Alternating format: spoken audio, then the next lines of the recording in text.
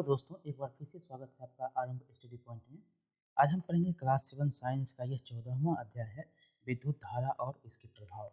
विद्युत धारा के क्या प्रभाव हैं उसके बारे में हम पढ़ेंगे और विद्युत धारा क्या है इसके बारे में भी हम पढ़ेंगे। तो चलिए शुरू करते हैं। लिखा गया है कि आपने कक्षा 6 के अध्याय बारे में जो सुझाए गए खेल में जो आपने देखा था कि आपका हाथ कितना स्थिर है, तो खेलने का प्रयास किया होगा। यदि हाँ, तो अब आप इसे करके देखिए। बोझों तथा पहेली ने भी कक्षा 6 में सुझाए गए अनुसार खेल के लिए एक विद्युत परिपथ संयोजित किया। उन्होंने अपने परिवार और मित्रों के साथ परीक्षण करके काफ़ी मनोरंजन किया। उन्हें इस खेल में इतना आनंद आया कि उन्होंने यह निश्चय किया कि वे दूसरे शहर में रहने वाले चचेरे भाइयों को इस खेल को खेलने के सुझाव देंगे। अतः पहेली ने एक स्वच्छ चित्र बनाया और उसमें एक यह दर्शाया कि विद्युत परिपथ अवयवों को कैसे संयोजित किया जाना है। ये देख सकते हैं कैसे विद्युत परिपथ आपका हाथ कितना स्थिर है के परीक्षण में की व्यवस्था की गई। एक बैटरी देख सकते हैं, ये ऋण है, ये धन है और यहाँ से एक क्या है, कील है और ये चाबी है। ये भी क्या है, तो कील है। कील और चाबी तीनों को जॉइंट कर दिया और इससे ले लिया तार, ठीक? और यहाँ से रिंग से लिया और रिंग में देख सकते हैं एक आलपिन का उपयोग किया गया है, जो कि आलपिन की यहाँ पे उसके रिंग को, यहाँ पे इसके घन को, दोनों को सटाने से क्या हुआ, बल्ब प्रज्वलित हो गया, ये जल गया है। और यहाँ पर हम देख सकते हैं जो यहाँ पर आलपिन का एक मुख हटा देंगे तो इससे क्या होगा, ये इससे नहीं जलेगा, ये स्विच का काम करता है। तो ये स्विच का काम कैसे करेगा, तो इसके जो हैं ऋण आवेश, इसको हम हटा देंगे तो ये बल्ब क्या होगा, बुझ जाएगा। ये यहाँ पर दर्शाया गया है। क्या आप यह परिपथ आसानी से खींच सकते हैं? इससे बुझो ने यह जानना चाहा कि क्या इन विद्युत अपव्ययों को निरूपित करने का कोई आसान उपाय है? तो यहाँ पर देखेंगे कि जो विद्युत अवयवों के प्रतीक कौन-कौन से हैं और कैसे इसको बनाया जाता है, इसके क्या उपाय हैं? कुछ सामान्य जो विद्युत अवयवों को प्रतीकों द्वारा निरूपित किया जा सकता है। कुछ विद्युत अवयवों और उनके प्रतीक दर्शाए गए हैं। आपको विभिन्न पुस्तकों में इन अवयवों के विभिन्न प्रतीक देखने को मिल सकते हैं। तथापि इस पुस्तक में हम यहाँ पर दर्शाए गए प्रतीकों का ही उपयोग करेंगे। देखिए, इन प्रतीकों को ध्यानपूर्वक देखिए। विद्युत सेल के प्रतीक पर ध्यान दीजिए। इसमें एक लंबी रेखा तथा दूसरी छोटी परंतु मोटी समानांतर रेखा है। क्या आपको याद है कि विद्युत सेल में एक धन टर्मिनल तथा एक क्या था, ऋण टर्मिनल होता है? विद्युत सेल के प्रतीक में लंबी रेखा धन टर्मिनल को और जो छोटी और मोटी रेखा होती है वो ऋण टर्मिनल को यहाँ पर जो दर्शाया गया है, इस हिसाब से आप समझ सकते हैं। आगे है, स्विच के लिए ऑन स्थिति तथा ऑफ स्थिति चित्र में दर्शाए गए प्रतीकों के अनुसार निरूपित की जाती है। परिपथ के विविध अवयवों को संयोजित करने में उपयोग होने वाले संयोजक तार रेखाओं द्वारा निरूपित किए जाते हैं। यहाँ पर देखेंगे तो एक बेटे का तथा उसका प्रतीक भी दर्शाया गया है। क्या आप जानते हैं कि बैटरी क्या होता है? बैटरी के प्रतीक को ध्यान से देखिए। क्या आप बता सकते हैं कि बैटरी में क्या हो सकता है? तो बैटरी में क्या हो सकता है, जब ये जलेगा, इसी के कारण जो है ये जलेगा। और यहाँ पर हम देखेंगे और है यहाँ पे कि कुछ क्रियाकलापों के लिए हमें एक से अधिक सेलों की आवश्यकता हो सकती है। अतः इस चित्र में जो दिया गया है, दो या अधिक सेलों को एक साथ उपयोग करते हैं। ध्यान दीजिए, एक सेल का घन और टर्मिनल और दूसरे सेल का क्या, ऋण टर्मिनल को से संयोजित किया जाता है। दो या अधिक सेलों के इस प्रकार के संयोजन को क्या कहते हैं, बैटरी कहते हैं। दो या दो से अधिक जो सेल हैं उसके 2 या 2 से अधिक संयोजन है, तो इस प्रकार के जो सेल होते हैं इसको क्या कहता है, इसको हम बैटरी कहते हैं। यहाँ पर जो दर्शाया गया चित्र है इसको हम क्या कह रहे हैं, ये बैटरी है। ये 2 से अधिक है, देख सकते हैं 2 या 2 से अधिक, ये 2 है, ये 2 से अधिक है। 2 सेल वाला ये बैटरी है, ये 4 सेल वाला बैटरी है, ठीक? बैटरी है। यहाँ पर देख सकते हैं विद्युत परिपथ के कुछ अवयव के प्रतीक रूप में यहाँ पर दिखाया गया है कि ये है विद्युत सेल। क्या है? ये विद्युत सेल है और यहाँ पर ये ऋण है, यहाँ पर क्या है? धन है। ये ऋण और धन में प्रतीक के रूप में ये दर्शाया गया है। ये क्या है? विद्युत सेल है। विद्युत सेल का प्रतीक क्या है? ये आप देख सकते हैं विद्युत सेल का प्रतीक है। आगे है विद्युत बल्ब। विद्युत बल्ब का प्रतीक आपको ये दर्शाया गया है और स्विच ऑन की स्थिति में रहेगा तो इसको जॉइंट रहेगा। ये क्या रहेगा? जॉइंट रहेगा और ऑफ की स्थिति में जब ये रहेगा तो इसका प्रतीक देख सकते हैं, इसका प्रतीक क्या है? तो ये हटा हुआ, ये हटा हुआ तो ये ऑफ रहेगा और ये देख सकते हैं तार क्या अलग है, तो ये अलग है, तो ये ऑफ है। अब देखिए बैटरी क्या है? तो बैटरी कहते हैं जो 2 या 2 से अधिक जो संयोजन होता है, बने होते हैं, उसको हम बैटरी कहते हैं, 2 या 2 से अधिक। तो बैटरी को इस प्रकार से निरूपित ई प्रतीक के रूप में किया गया है। और संयोजी तार कौन होता है? जो यहाँ से देख सकते हैं एक तार के रूप में यहाँ पर जो प्रतीक है ये सीधा-सा लाइन है। ये क्या है? संयोजी तार है। अब है टॉर्च, ट्रांजिस्टर, रेडियो, खिलौने, टीवी, रिमोट कंट्रोल जैसी कई युक्तियों में बैटरी उपयोग की जाती है। तथापि इसमें कुछ युक्तियों में विद्युत सेलों का को सदैव ही 14.2 में दर्शाया गया है के अनुसार एक के बाद दूसरे को नहीं रखा जाता है। कभी-कभी सेलों को एक के साथ दूसरे से सटाकर रखा जाता है। तब फिर सेलों के टर्मिनलों को किस प्रकार संयोजित करते हैं। देख सकते हैं कैसे ये सजाया गया है। एक जो है ऋण और धन जो है एक साथ है। यहाँ पर ऋण है, यहाँ पर धन है। एक साथ जो है इस प्रकार से सजाया गया है। किसी भी युक्ति के बैटरी वाले खाने को ध्यान से देखिए। प्रायः इसमें जो एक मोटा तार अथवा धातु की पत्ती होती है जो एक सेल के धन टर्मिनल को दूसरे सेल के ऋण टर्मिनल से जोड़ती है। एक सेल के धन और एक सेल के ऋण क क्या करता है ये जोड़ता है। ये माइनस हो गया, ये प्लस हो गया। एक बैटरी के खानों में सेलों को सही ढंग से रखने के उद्देश्य से आपकी सहायता के प्रायः यहाँ पर प्लस और माइनस चिन्हित किया गया है। जो प्लस है, जो माइनस है यहाँ पर चिन्हित किया गया है। देख सकते हैं ये क्या है?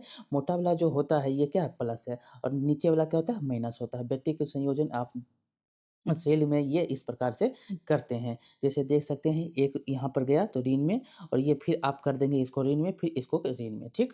तो इस प्रकार से आप बल्ब को जला सकते हैं और यहाँ पर ये हो जाएगा और ये ऊपर वाला जो है प्लस में चला जाएगा, ये माइनस में चला जाएगा। आगे है आपके क्रियाकलापों के लिए बैटरी बनाते समय हम सेलों को कैसे संयोजित कर सकते हैं। यहाँ पर चित्र में जो दिखाया गया है लकड़ी में देख सकते हैं इस प्रकार हम संयोजित करेंगे। एक गुट के लोहे की 2 पत्तियाँ तथा रबर के छल्लों का उपयोग करके एक सेल होल्डर बना सकते हैं। यह जो है आवश्यक है कि रबर के छल्ले धातु की पत्तियों को कसकर जकड़े रखें। ये देख सकते हैं क्या है रबर का छल्ला और ये क्या है धातु है। तो इस प्रकार ये देख सकते हैं, ये देख सकते हैं ये दोनों क्या है माइनस है, यहाँ पर आपको प्लस दिख रहा है। तो ये दोनों जॉइंट जब यहाँ से आएगा ऊपर में बल्ब में जब ये दोनों जॉइंट होगा तो क्या जलेगा? तो बल्ब इससे जल जाएगा। क्या होगा? ये बल्ब जल जाएगा। 2 या अधिक सेलों की बैटरियाँ बनाने के लिए आप सेल होल्डर बाज़ार से भी खरीद सकते हैं। इनमें सेलों को उचित ढंग से इस प्रकार व्यवस्थित कीजिए कि एक सेल का धन टर्मिनल दूसरे सेल के ऋण टर्मिनल से संयोजित हो। दर्शाए गए यहाँ पर जो चित्र है, इससे आप कर सकते हैं। ये क्या है? ये ऋण और जो इस प्रकार सेल होल्डर जो दिखाया गया है, ये जो है ऋण होंगे, ये धन होंगे, तो धन और ऋण को आप संयोजित करेंगे इस प्रकार से। आगे है अ, दस यहाँ पर चित्र है सेल होल्डर के 2 क्लिपों के प्रत्येक में तार जब एक टुकड़ा संयोजित कीजिए और आपकी बैटरी जो है उपयोग के लिए तैयार हो जाएगी। ये इससे तैयार हो गई है। ये बाज़ार में बिकते हैं। किसी बैटरी को निरूपित करने के लिए उपयोग किए जाने वाले प्रतीक यहाँ पर दर्शाए गए हैं। जो दर्शाए गए प्रतीकों का उपयोग किसी विद्युत परिपथ का जो है आलेख खींचने के लिए कहता है। खींचिए इस पे आप बता सकते हैं कि ऋण और जो है धन किस प्रकार से काम करते हैं। पहली तथा बुझो यह जानना चाहते हैं कि ट्रैक्टरों और ट्रक, इन्वर्टर में उपयोग होने वाली बैटरियाँ भी सेलों से बनी हैं। तो फिर इन्हें बैटरी क्यों कहते हैं? तब इनको क्यों बैटरी कहा जाता है? जबकि ये सेल से ही बने हैं। क्या आप इस प्रश्न का उत्तर का पता लगा सकते हैं? तो देखिए इनका भी हम आंसर को जानेंगे। ये क्या है अनेक सेल से बना हुआ है, तो इसीलिए इसको बैटरी कहा जाता है। एक एक जो देख रहे हैं ये क्या है 1 सेल है, 2 सेल है, 3 टोटल 12। तो इस प्रकार से ये 12 सेल से ये जुड़कर एक बैटरी का निर्माण हो जाता है। ये क्या है ट्रक की बैटरी का इसका काट यहाँ पर दिया गया है। इसी को यहाँ पर आपको बताया भी जाएगा। देखिए दर्शाए गए चित्र में यहाँ पर परिपथ में बनाया गया है, जो कक्षा 6 के परिपथ का उपयोग में बल्ब जो कैसे दीप्त किया जाता है। एक बल्ब को दीप्त करने के लिए के लिए किया था? क्या आपको याद है कि बल्ब केवल तभी दीप्त होता है जब स्विच मतलब ऑन की स्थिति में होता है? जैसे ही स्विच ऑन होगा तो स्थिति में पहुँचता है तो बल्ब क्या हो जाता है? दीप्त होता है, तो मतलब जल जाता है। ये देख सकते हैं विद्युत परिपथ के द्वारा विद्युत परिपथ यहाँ पर पहुँच गया है और ये बल्ब दीप्त हो गया है, ठीक? आगे है इस विद्युत परिपथ की प्रतिलिपि अपनी नोटबुक में बनाइए और जो है विविध विद्युत अवयवों के प्रतीकों का उपयोग करके एक विद्युत परिपथ आलेख खींचिए। क्या आपका आलेख यहाँ पर जो दर्शाया गया है, यहाँ पर देख सकते हैं किस प्रकार से है। ये देख सकते हैं क्या ये जॉइंट है, तो ये जल जाएगा और इसको हम हटा देंगे तो ये क्या होगा? नहीं जलेगा। ये विद्युत परिपथ का आलेख है, ठीक? ये बैटरी का चित्र। यहाँ पर प्रतीक के रूप में आपने देखा था, प्रतीक में आपको ये जो चित्र दिखाया गया था, ये क्या है? बैटरी है। क्या ये? बैटरी है। सेल है, ये सेल का चित्र यहाँ पर आपको दिखाएगा, ये क्या है? सेल है। बैटरी अगर रहेगा तो यही पूरा थोड़ा ज़्यादा रहेगा। आगे है प्रत्येक प्रतीकों का उपयोग करके विद्युत परिपथ जो है आलेख खींचना काफ़ी आसान होता है। इसलिए सामान्यतः हम विद्युत परिपथों को परिपथ आलेखों से निरूपित करते हैं। यहाँ पर जो चित्र दिखाया गया है, इसमें जो है विद्युत परिपथ को दिखाया गया है। इसमें दर्शाए गए क्या है? तो इसमें अंतर आपको दिखता है कि ये अलग है। तो ये अलग है तो ये विद्युत क्या हुआ? परिपथ टूटा हुआ है, तो इससे ये बल्ब नहीं जलेगा, ये नहीं जलेगा। दिखाए गए चित्र में विद्युत परिपथ में बल्ब दीप्त होगा? नहीं होगा। याद कीजिए बल्ब केवल तभी दीप्त होगा जब स्विच क्या होगा? ऑन की स्थिति में होगा। परिपथ बंद होगा तो ये नहीं जलेगा। बल्ब में एक पतला तार होता है जिसे तंतु अथवा फिलामेंट कहते हैं। ये बहुत बार क्वेश्चन पूछा गया है। फिलामेंट क्या कहते हैं? किसे कहते हैं? ये एक तार होता है, तंतु होता है, उसको हम फिलामेंट कहते हैं। यह तभी दीप्त होगा जब इससे विद्युत धारा प्रभावित होगी। जब इसे विद्युत धारा जाएगी, क्रॉस करेगी तभी ये दीप्त होगा अन्यथा नहीं होगा। यदि बल्ब का तंतु टूट जाता है तो ये क्या हो जाता है? फ्यूज़ हो जाता है। बल्ब का तंतु टूटा तो ये फ्यूज़ हो जाएगा, ये फ्यूज़ हो जाएगा। यहाँ पर ध्यान देने के लिए कहता है कि कुंजी अथवा स्विच को परिपथ में कहीं भी लगाया जा सकता है। अब स्विच ऑन की स्थिति में होता है तो बैटरी के धन टर्मिनल से बैटरी के ऋण टर्मिनल तक परिपथ क्या हो जाता है? पूरा हो जाता है और परिपथ को तब बंद कहा जाता है जब सारे परिपथ के में तुरंत विद्युत धारा प्रभावित होने लगती है। जब स्विच ऑफ की स्थिति में होता है तो क्या होता है? विद्युत परिपथ अधूरा होता है। तब इसे खुला परिपथ कहते हैं और इसको क्या कहते हैं? खुला परिपथ। पूरा परिपथ इसको नहीं कहेंगे, पूरा नहीं हुआ है। और इस स्थिति में परिपथ के किसी भी भाग में कोई विद्युत धारा प्रभावित नहीं होती है। यहाँ पर देखिए बताया गया है, चेतावनी दिया गया है कि मेंस से संयोजित दीप्त विद्युत बल्ब को कभी ना छुएँ। यह अत्यधिक क्या होता है? तप्त हो सकता है तथा आपका हाथ जल सकता है। जनित्र अथवा इन्वर्टर की विद्युत आपूर्ति से कभी भी छेड़छाड़ ना करें। आपको विद्युत आघात लग सकता है, जो आघात हो सकता है यहाँ सुझाए गए सभी क्रियाकलापों में दिए गए जो कुछ विद्युत सेल का उपयोग कर सकते हैं आप।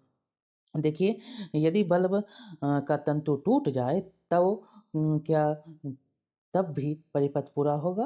तो नहीं होता है। क्या होगा? नहीं होगा। क्या तब भी बल्ब जलेगा? नहीं जलेगा। आपको यह ध्यान दिया गया होगा कि अ, दीप्त बल्ब गर्म हो जाता है।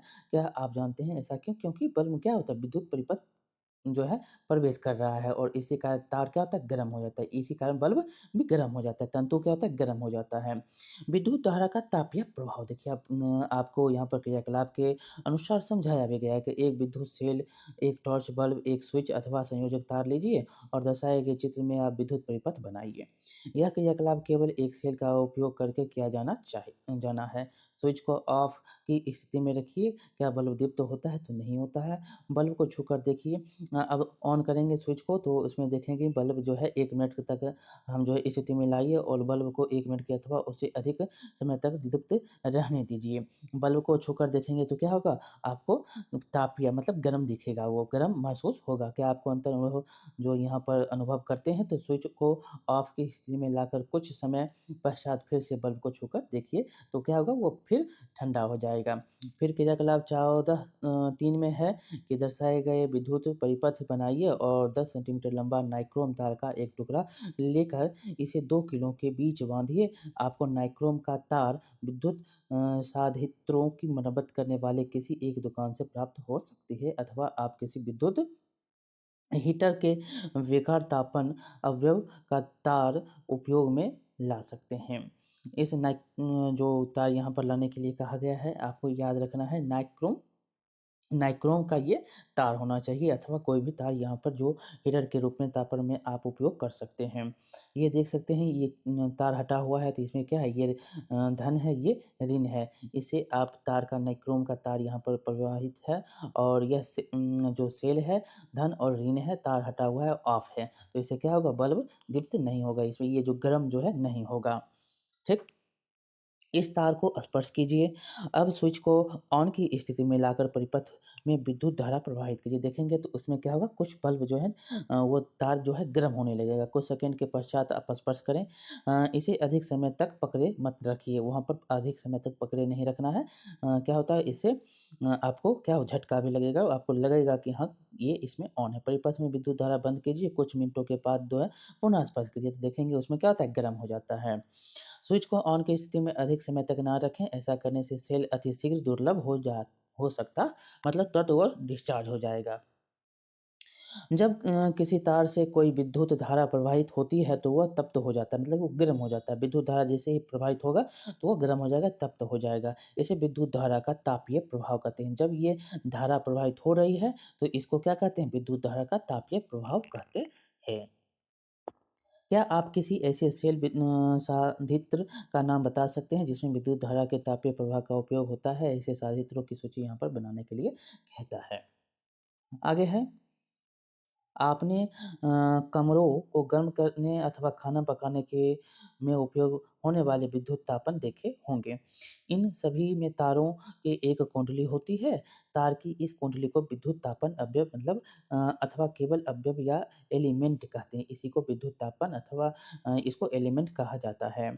आपने यह ध्यान दिया होगा कि जब इन साधित्रों को विद्युत मेंस में संयोजित करके स्विच को ऑन कर देते हैं ऑन की स्थिति में किसी ऑन की स्थिति में लाते हैं तो इनके अवयव रक्त तप्त होकर ऊष्मा देने लगती है। देख सकते हैं कैसे रक्त तप्त हो गया है, ये ऊष्मा दे रहा है।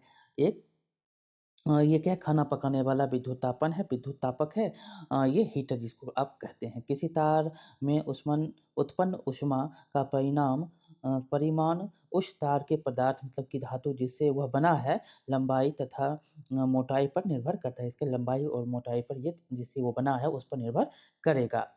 अतः विभिन्न आवश्यकताओं के लिए विभिन्न पदार्थों तथा विभिन्न लंबाई एवं मोटाई के तार का उपयोग किए जाते हैं। विद्युत परिपथों को जोड़ने में प्रयोग होने वाले जो तार हैं, संयोजित तार सामान्यतः गर्म नहीं होते हैं। इसके विपरीत कुछ विद्युत साधित्रों के अवयव इसके अधिक तप्त हो जाते हैं कि जिसको हम आसानी से देख लेते हैं, दिखाई ये देता है। विद्युत बल्ब के यहाँ पर देख सकते हैं, आगे है पहले इसको पढ़ लेते हैं। बूझो विद्युत स्त्री का अवयव नहीं देख पाया। पहेली ने उसे बताया कि कि निमज्जन निम जन तापक मतलब इमर्शन हीटर, हॉट प्लेट, विद्युत इस्त्री और गीजर, विद्युत केतली, हेयर ड्रायर जैसे विद्युत साधित्रों में अवयव के ऊपर आवरण होता है।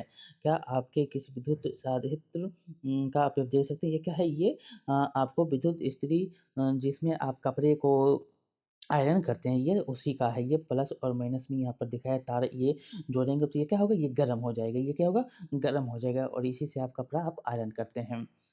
यहाँ पर बल्ब देख सकते हैं जो तंतु लगा हुआ है, बल्ब में दीप्त तंतु ये तंतु होता है, ठीक? तंतु से इसे ताप का उच्च इस इतने तंतु इतने उच्च ताप तक तप्त हो जाते हैं कि दीप्त होकर प्रकाश देना आरंभ कर देते हैं, और ये तंतु जो है इतना गर्म हो जाता है कि यह दीप्त हो जाता है और प्रकाश देना आरंभ कर देता है। ये यहाँ पर दिया गया है। और ये जो देखिए आगे है कि यदि किसी तार से बड़े परिमाण की विद्युत धारा प्रवाहित होती है, तो तार इतना अधिक तप्त हो सकता है कि वह पिघलकर टूट जाए, जैसे जिसको कहते हैं फिलामेंट क्या हुआ, फ्यूज हो गया, जिसको कहते हैं तंतु फ्यूज हो गया, ये फ्यूज हो जाता है, टूट जाता है पिघल के, इतना गर्म हो जाता है। परंतु क्या यह संभव है कि कोई तार पिघलकर टूट जाए? आइए इसका परीक्षण हम करते हैं। देखिए, जिस विद्युत परिपथ का उपयोग हमने क्रियाकलाप में किया था 14.3 में, इसे फिर से दोहराने के लिए कहता है, और परंतु इस बार सेल के स्थान पर 4 सेलों की बैटरी का उपयोग करेंगे। साथ ही नाइक्रोम तार के स्थान पर इस्पात मतलब स्टील वूल का तार जो होता है उसकी यह पतली लड़ी बांधिए, और इस्पात उनके चूने चूने का उपयोग प्रायः रसोई घरों में बर्तनों को साफ करने में होता है, तथा यह किराने के दुकानों पर उपलब्ध होता है। ठीक? ये जो देख रहे हैं विद्युत संयंत्रों में होने वाले फ्यूज़ का उपयोग, जो ये तार जो है ये क्या है? ये फ्यूज़ है। उससे पहले हम इसको पढ़ लेते हैं जो बल्ब के बारे में दिया गया है कि प्रकाश उत्पन्न करने के लिए तापदीप्त बल्बों का प्रायः उपयोग होता है, लेकिन यह ऊष्मा भी देता है। इसका अर्थ यह है कि प्रयुक्त विद्युत का एक भाग ऊष्मा उत्पन्न करने में व्यय होता है। यह वांछनीय नहीं है क्योंकि इससे विद्युत की क्षति होती है। प्रतिदीप्त नलिकाएँ जो होती है फ्लोरोसेंट ट्यूब लाइट तथा सहंत प्रतिदीप्त लैंप जिसको सीएफएल सीएफएलएस इतने इनसे बेहतर दक्ष प्रकाश स्रोत हैं। आजकल प्रकाश उत्सर्जक डायोड, जिसको प्रकाश उत्सर्जक डायोड इंग्लिश में है एलईडी, बल्बों का उपयोग बढ़ गया है। एक निश्चित तीव्रता का प्रकाश उत्पन्न करने के लिए तापदीप्त बल्बों, प्रतिदीप्त नलिकाओं तथा संहत प्रतिदीप्त लैंपों की तुलना में एलईडी बल्ब विद्युत बल्ब का कम उपयोग करते हैं। इस प्रकार एलईडी बल्ब बहुत ही विद्युत दक्ष हैं और इसलिए इन्हें प्राथमिकता दी जाती है। एलईडी का जो है मांग क्या है? बढ़ गया है। ये देख सकते हैं विद्युत बल्ब ट्यूबलाइट है और सीएफएल और एलईडी का यहाँ पर दर्शाया गया चित्र है। ऐसे विद्युत साधित्र या गैजेट को प्रयोग करने की सलाह दी जाती है जो विद्युत दक्ष हों। भारतीय मानक ब्यूरो नई दिल्ली उत्पादों को मानक चिन्ह प्रदान करता है, इसे जिसे क्या कहते हैं? मार्क कहते हैं, जो कि उत्पादों पर दिए गए विनिर्देशों का अनुरूपता का आश्वासन देता है। नोट दिया गया है प्रतिदीप्त नलिकाओं का सीएफएल के में पारे का वाष्प होता क्या होता है? सीएफएल में पारे का वाष्प होता है जो कि विषैला होता है। अतः खराब प्रतिदीप्त नलिकाओं तथा सीएफएल का निपटारा सावधानीपूर्वक किया जाना चाहिए। आगे है इसमें जो फ्यूज़ है लगा हुआ, उसी के बाद अब यहाँ पर पढ़ेंगे यदि कमरे में विद्युत पंखा चल रहा हो तो उसका स्विच ऑफ कर दीजिए। कुछ समय के लिए परिपथ से विद्युत धारा प्रवाहित करिए। इस्पात उत्पन्न के तार अथवा लड़ी का ध्यान से परीक्षण करेंगे। नोट कीजिए क्या होता है? क्या इस्पात उत्पन्न या तार या लड़ी विद्युत पिघल कर टूटती है? कुछ विशेष पदार्थों के बने तारों से जब अधिक विद्युत धारा प्रवाहित होती है तो वे सिर क्या होते हैं? पिघलकर टूट जाते हैं। यह इन तारों का उपयोग विद्युत फ्यूज बनाने में किया जाता है, और इसका जो है उनका उपयोग किसमें किया जाता है? विद्युत फ्यूज को बनाने में। सभी भवनों प्रत्येक प्रत्येक विद्युत परिपथ में फ्यूज लगाए जाते हैं। प्रत्येक विद्युत परिपथ में से प्रवाहित की जा सकने वाले विद्युत धारा की कोई अधिकतम सीमा होती है जिसे उसमें पूर्वक प्रभावित किया जा सकता है। यदि किसी दुर्घटनावश जो है विद्युत धारा का मान इस सुरक्षा सीमा से अधिक हो जाता है तो तार अतिदीप्त क्या होता है? अतितप्त हो सकते हैं जिससे आग लग सकती है। इस यदि परिपथ में उचित फ्यूज लगा है तो यह पिघल जाएगा जिससे परिपथ क्या होगा? टूट जाएगा। अतः फ्यूज सुरक्षित युक्ति है जो विद्युत परिपथ की क्षति तथा संभावित आग के प्रति सुरक्षा प्रदान करता है। विभिन्न प्रकार के कार्यों के लिए भिन्न भिन्न प्रकार के फ्यूज उपयोग किए जाते हैं। और हमारे घरों में जो उपयोग होने वाले फ्यूज़ दर्शाए गए हैं, इसमें जो है फ्यूज़ों का व्यापक उपयोग जो है विद्युत साधित्रों में किया जाता है। हमने विद्युत धारा के तापीय प्रभाव का परीक्षण किया और इसका अपने लाभ के उपयोग कैसे होते हैं इसके बारे में सीखा। क्या विद्युत धारा के अन्य प्रभावी जो प्रभाव हैं ये देख सकते हैं, ये भी क्या है विद्युत फ्यूज़ ही है। ये क्या है विद्युत फ्यूज़ तथा इसका होल्डर है। ये जो दिखाया गया है इसमें, ये जब खराब होगा तो ये खराब हो जाएगा, ये क्या है टोटल है। ये टोटल आपको ये सही है, ये क्या है गड़बड़ है, ये टूट गया है, ठीक? तो ये विद्युत फ्यूज़ हो गया है। इससे पहले यहाँ पर देखेंगे कुछ दिया गया है कि विद्युत परिपथों में अत्यधिक विद्युत धारा प्रवाहित होने का कारण एक कारण विद्युत तारों में परस्पर सीधा संपर्क हो जाना होता है। ऐसा टो ऐसा टूट-फूट अथवा तारों के विद्युत रोधन के हटने के कारण हो सकता है। इससे लघु पतन शॉर्ट सर्किट हो सकता है। अत्यधिक धारा प्रवाहित होने का एक कारण एक ही सॉकेट से कई युक्तियों को संयोजित करना हो सकता है। इससे परिपथ में अतिभारण हो सकता है। आपके समाचार पत्रों में अतिभारण अथवा लघु पतन के बारे में जो है कारण लगाने के लिए आगे में यहाँ पढ़ने के लिए पढ़ा होगा। इसमें जो आप देख सकते हैं कि शॉर्ट सर्किट से आग लग जाता है मतलब कि ज़्यादा लोड हो गया है तो ये उसी को नहीं कंट्रोल कर पाता है और वह जल जाता है और इससे क्या होता है आग लग जाती है। और ये देखें आगे है आजकल जो उपयोग किए जाते हैं फ्यूज़ के स्थान पर लघु परिपथ विच्छेदकों मतलब एमसीबी जिसको कहते हैं ऐसे इसका उपयोग किया ये क्या है एमसीबी है। ये क्या है तो एमसीबी है इसका उपयोग आजकल बहुत ज़्यादा किया जाता है।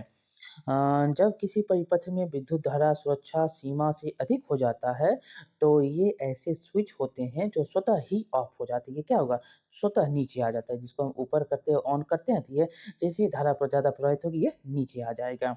आप फिर फिर से ऑन कर देते हैं तो परिपथ क्या होता है पुनः पूरा हो जाता है और इन डब्बे पर भी आईएसआई चिन्ह अवश्य देखिए जो दिखाया गया है कि किसके द्वारा ये है सरकार द्वारा मान्यता प्राप्त है अथवा नहीं है। यहाँ पर सदैव जो है एसआईआर चिन्ह उचित फ्यूज़ हो जिनका उल्लेख किसी विशेष अनुप्रयोगों के लिए किया गया हो का उपयोग करना चाहिए। फ्यूज़ के स्थान पर किसी भी तार अथवा धातु की पट्टी का उपयोग कदापि नहीं करना चाहिए। आगे है देखिए विद्युत धारा का चुंबकीय प्रभाव अब क्या है? उपयोग की जा चुकी माचिस की डिब्बी की बोर्ड ट्रे लीजिए जिनके चारों ओर विद्युत धारा की कुछ फेरे लपेटिए और ट्रे के भीतर एक छोटी चुंबकीय सुई रखिए। अब इस तार को स्वतंत्र सिरों को चित्र में दर्शाए अनुसार स्विच से होते हुए विद्युत सेल से संयोजित कीजिए। यहाँ पर दिया गया है जिस दिशा की ओर चुंबकीय सुई संकेत करती है, जहाँ पे वो संकेत करेगी उसको नोट करने के लिए कहता है चुंबकीय सुई के निकट एक क्षण चुंबक लाइए। देखिए क्या होता है अब चुंबक को हटाकर चुंबकीय सुई को ध्यान से देखते हुए स्विच को ऑन की स्थिति पर लाइए। आप क्या देखते हैं? क्या चुंबकीय सुई विक्षेपित होती है? स्विच को वापस ये देख सकते हैं कैसे डिब्बी में दिखाया गया है कि आप ये जब आप हटा देते हैं तो ये क्या होता है दीप्त नहीं होता जब इसको हम सटा देंगे तो क्या होगा ये दीप्त हो जाएगा ये चुंबकीय सुई है ये देख सकते हैं यहाँ पे इसको सटा कर रखा गया है और यहाँ पर दीप्त कैसे होगा तो इसको हम सटा देंगे तो ये दीप्त हो जाएगा विद्युत धारा का चुंबकीय सुई का प्रभाव यहाँ पर दिखाया गया है ऑफ की स्थिति पर ले आइए क्या चुंबकीय सुई वापस अपनी आरंभिक की स्थिति पर आ जाती है तो देखेंगे तो क्या आती है आ जाती है इस प्रक्रिया को कई बार दोहराइए क्या इस प्रयोग का आप संकेत दे सकते हैं? तो इसमें देखेंगे तो क्या होता है ये जलने लगता है और जब हटाते हैं तो क्या होता है ये चुंबकीय सुई उसका प्रभाव क्या करता है कम कर देता है, नहीं जलता है तो इसको कम हो जाता है, ये पुनः उसी स्थिति में आ जाती है। हम जानते हैं कि चुंबकीय सुई एक लघु चुंबक होता है जो उत्तर-दक्षिण दिशा की ओर संकेत करती है। ये बहुत बार क्वेश्चन पूछा गया उत्तर-दक्षिण दिशा की ओर संकेत करती है। जब हम कोई चुंबक इसके निकट लाते हैं तो सुई विक्षेपित हो जाती है। हमने यह भी देखा कि जब चुंबकीय सुई के निकट रखे तार में विद्युत धारा प्रवाहित होती है, तब भी सुई विक्षेपित होती है। क्या आप इन दोनों परीक्षणों में कोई संबंध स्थापित कर सकते हैं? क्या किसी तार में विद्युत धारा प्रवाहित करने पर वह तार चुंबक की भांति व्यवहार करता है?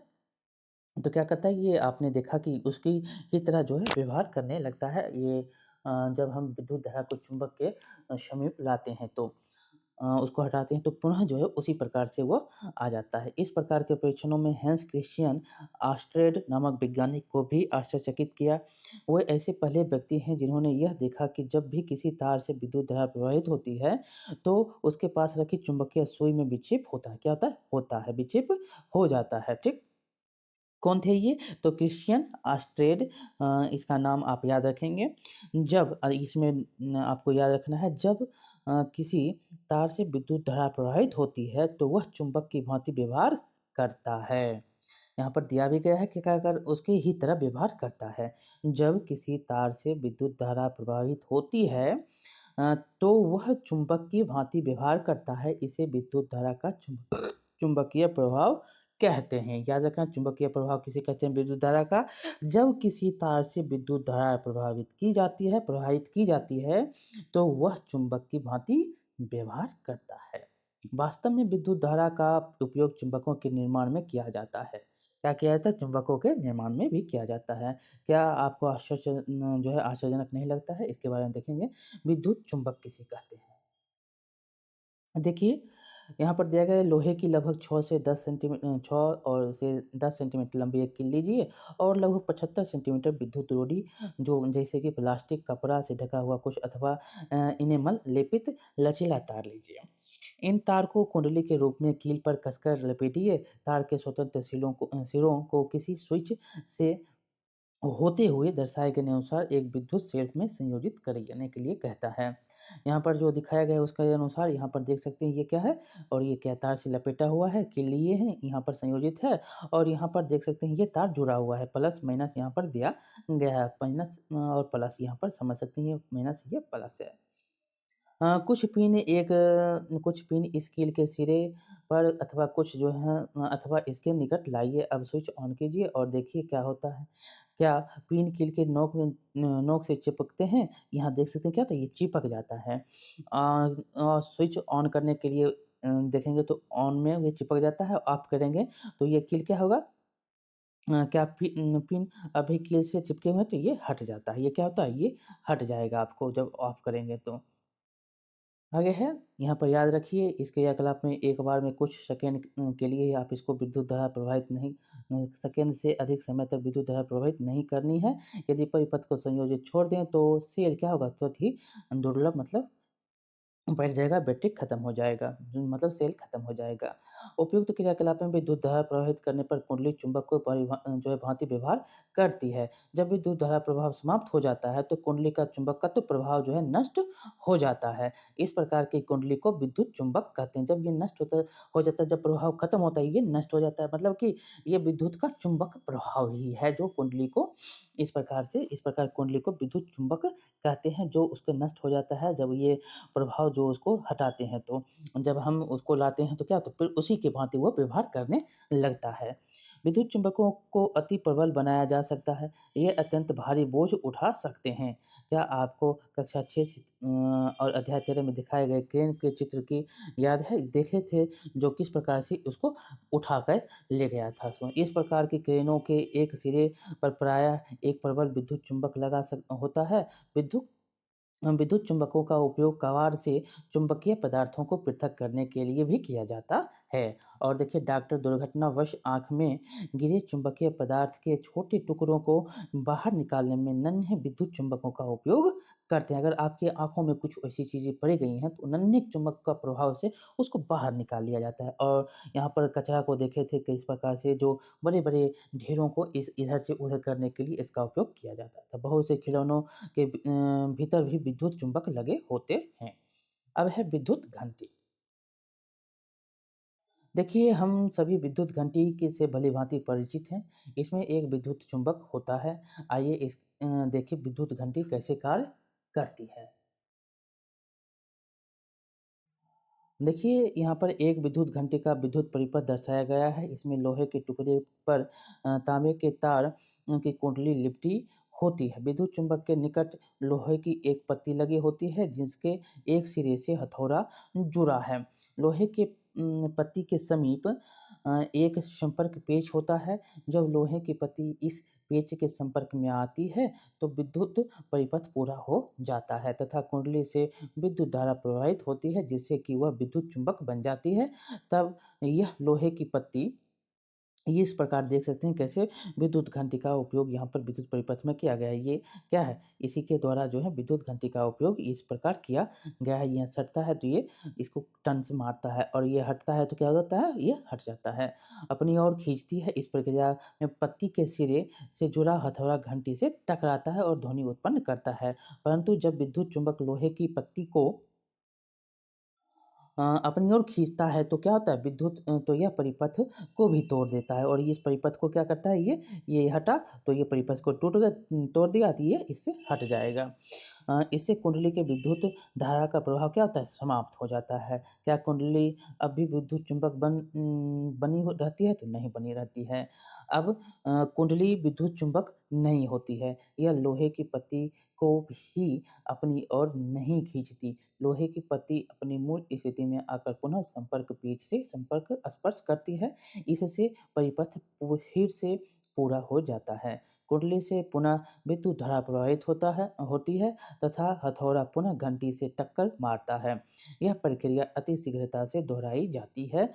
हर बार परिपथ पूरा होने पर हथौड़ा घंटी से टकराता है और इस प्रकार विद्युत घंटी बजती है। तो आपने इस अध्याय में जो भी प्रमुख शब्द पढ़ा ये दिखाया गया है यहाँ पर बैटरी, विद्युत परिपथ, विद्युत अपव्यय, लघुपठन, विद्युत घंटी, विद्युत चुंबक, विद्युत फ्यूज, सेल होल्डर, विद्युत साधित्र और विद्युत का तापीय प्रभाव, विद्युत का चुंबकीय प्रभाव और कुंडली। इसमें आपने क्या सीखा? तो विद्युत अपव्ययों को उनके प्रतीकों द्वारा निरूपित करना सुविधाजनक होता है। इनका उपयोग करके किसी विद्युत परिपथ आलेख द्वारा निरूपित किया जा सकता है।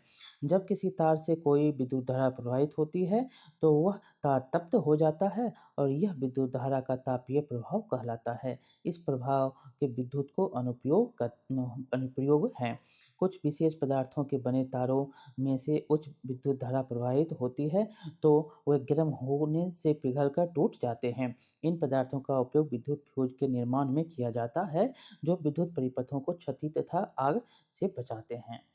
आगे जब किसी तार से विद्युत धारा प्रवाहित होती है तो वह चुंबक की भांति व्यवहार करता है। इसे विद्युत धारा का चुंबकीय प्रभाव कहते हैं। आगे है कि लोहे के किसी टुकड़े पर विद्युत रोधी तार से लिप्त विद्युत धारा वाही कुंडली को विद्युत चुंबक कहते हैं। विद्युत चुंबक विद्युत सी युक्तियों का उपयोग किए जाते हैं। ठीक, इस प्रकार ये अध्याय जो बहुत ही इम्पोर्टेंट है, यहाँ से क्वेश्चन पूछे जाते हैं। आपको ये कैसा लगा चैप्टर आप बताएंगे और यहाँ पर दिया गया है एक चीज़ और आप क्या जानते हैं इसके बारे में पढ़ लेते हैं।